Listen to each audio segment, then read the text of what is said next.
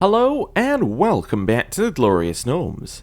It has been asked in the comments whether we can go out there and be a bit weirder, as in go marry a goblin, something like that. Well, we definitely could. However, I don't believe we actually have any children who are not married. I mean, we have one granddaughter, but she is 3, so it's probably a little early to be thinking about that sort of thing. Mergy, you do not have any... Well, we have a granddaughter here, who then has a great-grandson, who, again, it's a little early to be considering. We're not really going to get much out of that. And if we head down my daughter's line, we got... Yes, we've got the stillborn alliance there. Then down here, we got nothing. And then down here, we got nothing. Okay, so we've got nobody who can currently be married off, except for very young children. So, in about 10 years in game, we'll probably focus more on that sort of thing. The second thing that has been asked is, can we have a little bit more of a look at the class system? Well, right now, we're trying to level up our wizard, but we're already a renowned wizard. Is there anything beyond renowned wizard? Let's just search all for wizard. There we go. And I'm going to search by age, and the reason I'm going to go by age is because likely all of the characters who are up here at the super large ages are, well, you know, amazing wizards. Like, this is Elminster. He was definitely in Baldur's Gate as the wizard. So, he's a legendary wizard. And how many stars has he got? This is going to be difficult. You know, it might be easier if I just click on him. So he is that 6? It's very hard to tell on my resolution here. I think that might be 6. It might also be 7. Okay, he's got a number. So we got Legendary Wizard. I'm just going to go down like a little bit. Let's see. We got anybody here? So Journeyman, Legendary, Journeyman. I think Legend, and then we got Renowned. Okay. Yeah, so I think Renown is probably one level before Legendary, just looking at it. So we would basically need to become pretty much the best wizard in the world to ever, like, upgrade. Like, we would have to be on his level. So that seems like that's unlikely in terms of happening. So, if that's not going to happen, then what do we want to do? Well, I think we ditch wizard. Yes. We're no longer going to try and level up as a wizard. What could we do? Well, there are many things. Actually, taking this would be very good because it allows us subjugation Casus Belli within the kingdom, which would give us a free Casus Belli on them. Gameplay-wise, that would be fantastic, but that's not why we're here. We could try and level up as something else. What do we want to be? Well, we've been focusing on our fighting a little bit as we've been trying to get things better. Why don't we become the world's worst wizard barbarian? Yeah, let's try that. Feed your rage and fight more fiercely than ever before. We're going to get really angry and then cast a spell at them. That's our plan. Okay, cool. And then we're going to unpause. Perfect, we'll see whether this pops up. Now I'd expect this to pop up much sooner because we have no ranks in barbarian. However, oh, also I think the person in Baldur's Gate has just died. Lady... Okay. Oh. Okay. Oh, she's just a random person in Baldur's Gate? Or she was the previous ruler, but it has passed along correctly. That's fine. Whatever. Doesn't bother me. We're now known as the Chaste. But yeah, I'd assume that because we don't have any ranks... Oh, wait. Did we just get it immediately? Look at that. We're now just a barbarian. Oh, I guess you just become a level 1 barbarian just because you choose to. You just... Yeah. Okay, interesting. So that just gives you 1 martial, pursuit, movement speed, and personal combat skills. So you can get a new class every 3 years, I think, right? Yeah, you could get a new class every 3 years. Huh. Okay. That's interesting. Wonder if that's what you're meant to do. Probably not. You're probably meant to stick with 1 or 2. But yeah, we could. Okay, that's a little bit weird. But I can cope with that. Now, how much money do we reckon we need to attack Rushwater? Let's have a look at how much we have, or in terms of troops. We're looking about, we're going to have like 3.6. it doesn't tell us, but yeah, I reckon about 3.6 once we fully recharge. So, if we wanted to head into Rushwater, we would need at least, let's say, 3 in terms of our, like, mercenary groups. So, okay, we could probably do it with 3 mercenary groups. So, that means that we need to have, like, 400 gold to be comfortable. Also, yeah, this is what a button that people were telling me about. I do know it exists, and I have used it in the past, but I've forgotten because it's gone out of usage from me. But the reason why I kind of forget about it is in the base game, it's more of a problem. In this mod, I don't think it will be because there's a little less going on. But in the base game, basically what this button does is you can say, hey, ally, go siege this. And your allies will all nicely line up and then go and siege that. However, what they'll do first is anything that they want to do. As far as I can tell, I don't entirely know the AI behind it, as in the exact scripting for how it works, but from what I've seen, it appears to go in like this order. It's anything that they need to do, followed by anything you need to do. So like, this is more of a suggestion. It's a, I'd really like you to do this, but they might go, well, somebody's raiding our homeland. We're going to go do that. Or, hey, I'm going to declare a war on something else and go and do that. It doesn't stop them from, like, it doesn't stop them from doing what they're already going to do. It's just like a nudge in the right direction. But yes, we could do that.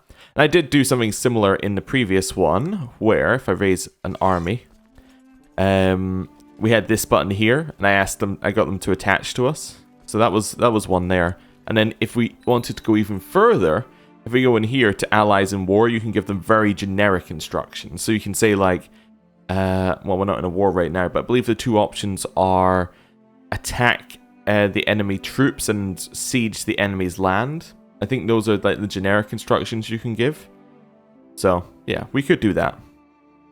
Anyway, so, we have heard about the mad woman who tries to blackmail Urbis before my friend Urbis came to me and asked for help. Urbis isn't known for his diplomacy, and, as desperate as he is, it is even more likely Urbis would handle the situation with less tact than needed. Okay, so we can say we'll help you in any way that we can, which definitely seems like something we would do. You know what? I'll help you in any way that we can. Let's see what happens. Ooh, after a period of peace and shrewd management, the county of Grunest is doing very well. So what that means is that we've got this little... That's a little broken. It shouldn't look like that. Anyway, so we've got this prospering thing here. Which lowers revolt risk, gives us tax, but also does make it more disease-ridden, which makes sense because basically what it's saying is lots of people are coming here, which then causes disease. Not topical at all. Thinking about that, actually what we should do is build a hospital here as well, just in order to keep some of the disease away from the coastway. Yeah, I think that makes a lot of sense now that I'm thinking about it. If we're going to make it a more prosperous place, we want to avoid disease entering directly in at us. It is a little bit of a money sink, though. Okay. You've taken land off the goblin. The goblin's going even further into the distance here. We could try and marry a goblin at some point, but again, we do need children to actually be a high enough age, or we need a wife to die off. Either of those would do it. Do we actually... we have disease in Baragost. Well, just as I was talking about disease, and Baragost is prospering, which makes sense. What disease is it? It is camp fever. I cannot remember what camp fever is, so let me have a look here. Camp fever. Camp fever is -4 health. Yeah, that is definitely a shut the gates and hide behind them situation. We do not want to go anywhere near that. That is a killer disease. Although, as I may have mentioned before, we seem to be living a long time as a gnome, so I'm not entirely sure how much health we have in the background to be keeping that happening.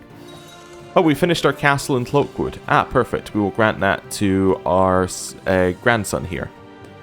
So that is Wildthorn Grove. There you go. So grandson is now really, really happy with us because we've given him that. I think he can also make it his primary holding, so he's no longer tribal, but we'll see. I don't know if we can. Oh, reindeers have arrived in Greenest. Well, we can solve that issue. Get some troops raised. Head to Durlag's Tower. So do these belong to anyone? Baron, Monster Mob, Uldon. Ah, okay, so those ones. I'm fairly certain they did just appear. Okay. We got a lot of pop-ups. Let's see. So you inherited the barony of the sword. My grandson Meros of the sword was murdered on the orders of Cana Simalo. Who is that? Who are you? My daughter-in-law? Oh, well, that is a straight up not okay. She's fled. Of course she has. Okay, so we have a new heir. Our new heir is our granddaughter, Nias Mirrorshade, who is a druid, a gnome, and a wild wanderer. Oh, she's alright. Oh, a Bearvanium, the gnome god of travel, nature, and forest gnomes. Oh, okay. Interesting. And she's also a fighter. And she also has the Great Pox. Okay, interesting. Alright, so this... Sorry, let me just go back up one here. Oh, okay, so it's on that line of... Yeah, okay. So it's my granddaughter following the line down. That makes sense. And then our alliance with the dragon has broken down. That's fine, because the dragon never actually provided any troops to our wars, so... Yeah. Okay, then. Merge up here. We're going to walk right across. We have no commanders, but we should be fine. We just want them to not siege our land, basically. Perfect. They've now run away. We will disband. I think we lost quite a few troops there. Yeah, we lost a reasonable number to attrition, but that's okay. They shouldn't be able to siege us anymore, so that's fine. Well, for however many years the timeout is. Yeah, so they just went to Cormyr and started doing that. Once again, we have run out of pickled boar's heads. That is not good. Let's see here. Don't know which one of these we're after. If I have a look in here at our retinue, we currently could get 199 cap usage. So if I go and have a look down here at Light Skirmish, which I think is one of the cheaper ones, it uses 580. Is there any cheaper one? No, Light Skirmish is the cheapest. Oh, no, we've got this one here, Skirmish. It says 550, and that would get us 250. This one gives us a lot more troops. It gives us 550, but the troops are, like, basically worse. So if we were to get another lot from technology here, so if we moved up to the next level, we'd get 300% more, or we'd get 150% more, I guess. That would mean we're going to get another, I don't know, that's going to give us 125, something like that. That's probably incredibly incorrect, but even if it's not incorrect, it's still way below the number that we need to actually get a retinue, and even then it will only give us one lot of troops, so we don't want to do that just yet. Siege equipment is always useful, just makes sieges quicker. This one, cavalry, doesn't really matter. Light cav doesn't matter. I think we just take another point in infantry. I think just make our troops better. Seems like a good one. And then here, I don't know. I don't know what we're going to give this child. I think we're going to give her a thrift education, because that generally increases stewardship. I think it also increases diplomacy and intrigue occasionally, as in terms of the traits you end up getting, but it doesn't really matter. The world is a dangerous place and devious plots are everywhere. Rumor has reached you that people are conspiring to kill you.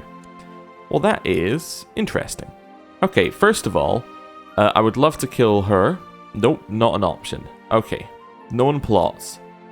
So first one is this person's trying to kill me, which makes sense because we tried to imprison her. And my grandson is involved. Grandson, I'm just going to ask you, we can't imprison him because we have no valid reason. We basically have to just tell him to stop. And then if he doesn't stop, then we can imprison him. It's a little weird, but you know, you get the idea. And then this one, you're trying to kill Firewine, but again, we can't do anything because you're not actually in our courts. Okay, that's fine. We will unpause and put a little speed behind that. there really are no more pickled boar's heads. So our food's gone down, so we are now at 4 food overall. Looks like the monsters were kicked out of Cormyr as well. Yes, my grandson has decided that he is not going to back the plot to kill me. You know, the fact that I've given him a castle, I've given him a tribe, and he's like, no, I don't care. I'm going to attack you. A sudden clatter sends you running to check on your food supplies. You arrive at the storeroom just in time to see Willock emerge, wiping his mouth. Willock the Warlock. Well, I think you're going to go to the dungeons, my good fellow. And you're going to stay there until you've thought about what you've done. And then we get Killick. He is also going to go to the dungeons, although he is a bit slow. So, you know what? Maybe we'll be a little bit nicer. We'll just let him go here. So that's -1, -2, -3. So we're now on 2 food overall. Yeah, this isn't looking good for us. However, the disease is much worse. The disease is incredibly worse. So we really do not want that disease. Although it might be dying out. It just left Baragos. It's only in Candlekeep. There's some more raiders. So these ones are from Durlag's Tower, and I did not see them walk from Durlag's Tower. I could be wrong though, because it could also be that... Because when they're not hostile to you, they look like this, but I'm fairly certain I didn't see anyone move. So I'm fairly certain these spawned in. We have a look here. Event spawned, yeah. So just because we have monsters next to us, they're just spawning in. Cool. That's fine. I'm not mad at the mechanic, I'm just happy that we now know what it is. Right. We'll get through here. Okay, perfect. So what he's done here is Well, what's weird is I think he gave away the barony here. Like, he gave away the castle I gave him and then was like, you know what? No, I'm going to take the castle for myself. So this guy randomly got spawned in and then had his castle taken away from him. So now he is no longer a tribal vassal, he's now a feudal vassal. Why is this interesting for us? Well, it's the way you call them into war. If you are a feudal vassal, the way that you're called into war is you just click this button and you raise their troops, right? Fairly straightforward.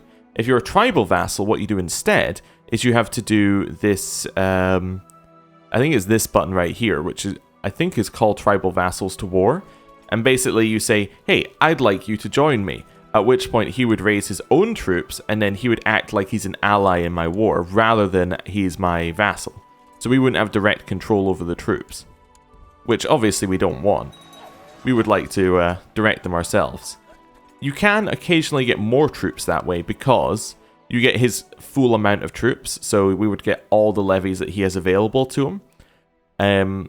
Rather than, if we have a look here, right now we're only getting we're only able to raise 60% because although he has an 100 opinion of us, our laws take away 40% max. So if I go and have a look in here and have a look at this, it's because we have balanced noble obligations. So if I move this way, we would get more troops out of him because we're giving up some tax to do that.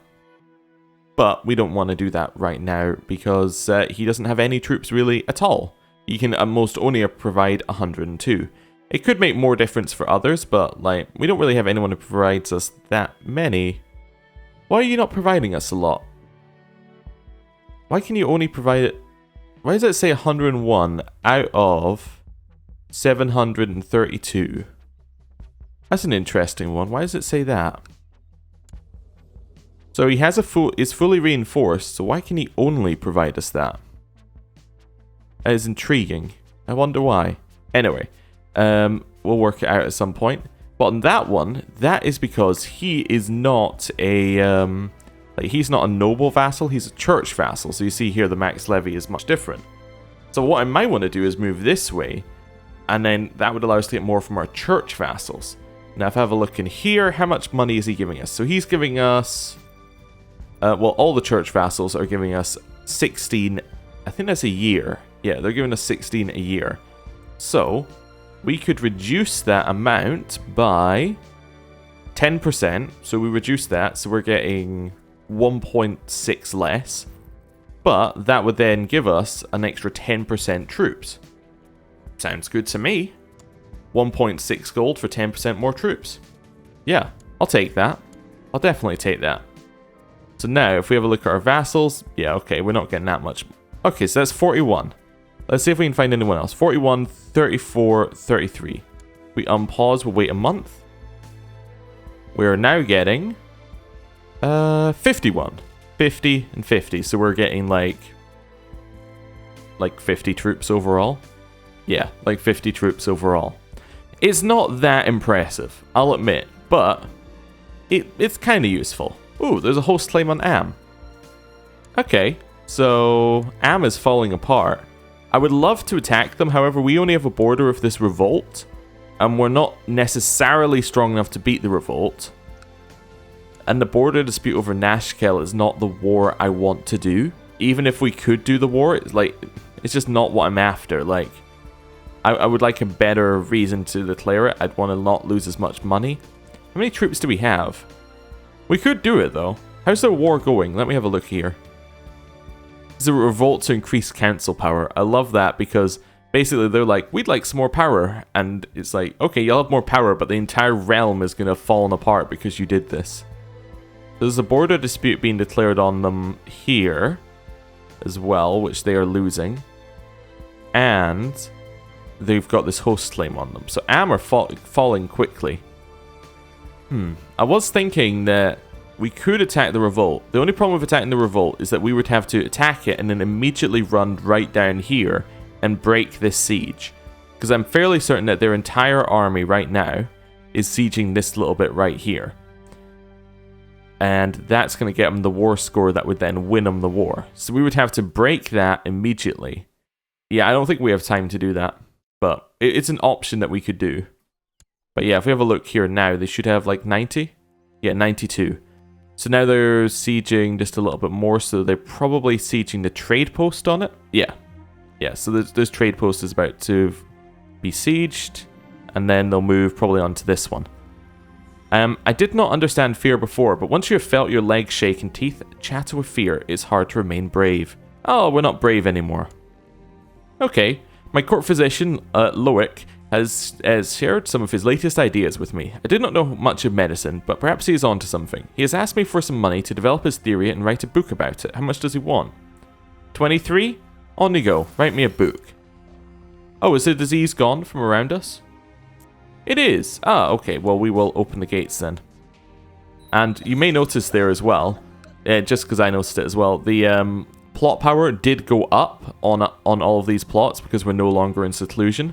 Basically, the logic is if we're hiding behind, you know, some kind of wall, it's much more difficult for them to get somebody in and kill us.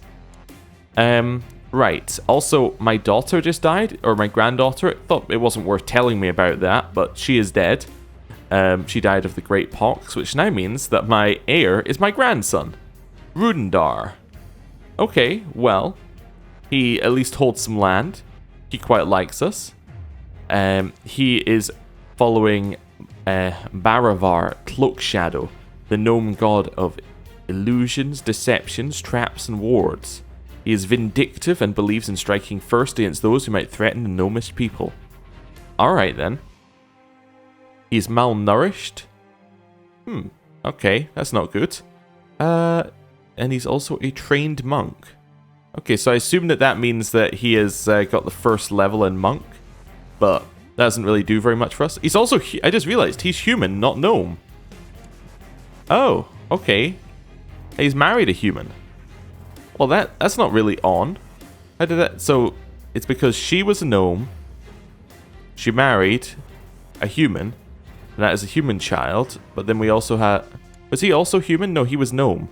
Okay, so it must be random whether it inherits the mother or father's trait there. Huh. He is a human, but believes he's a gnome. Have you ever... if you've ever read Discworld, that reminds me of... What's his name? Is it Carrot? Or the human who thinks he's a dwarf, and he was brought up as a dwarf, and he's just a really tall dwarf. So this is just a really tall gnome. I'm just checking here. Both children are human as well. Oh no. We can't be having that. So we gotta get some more gnome back in here. Hopefully. Yeah. I don't even know what we can do about that. Well, I mean, we could kill him and all of his family and then move on to the next one, but I think that's a little extreme. I think we could just make it a goal to bring the gnome back. But yes, we can also potentially bring in some more weird, different things. But yes, as long as we believe that we're gnomes in our heart, right? And that's what really matters. And with that, I'm going to end the episode there. Thank you for watching. I'll see you next time. Goodbye.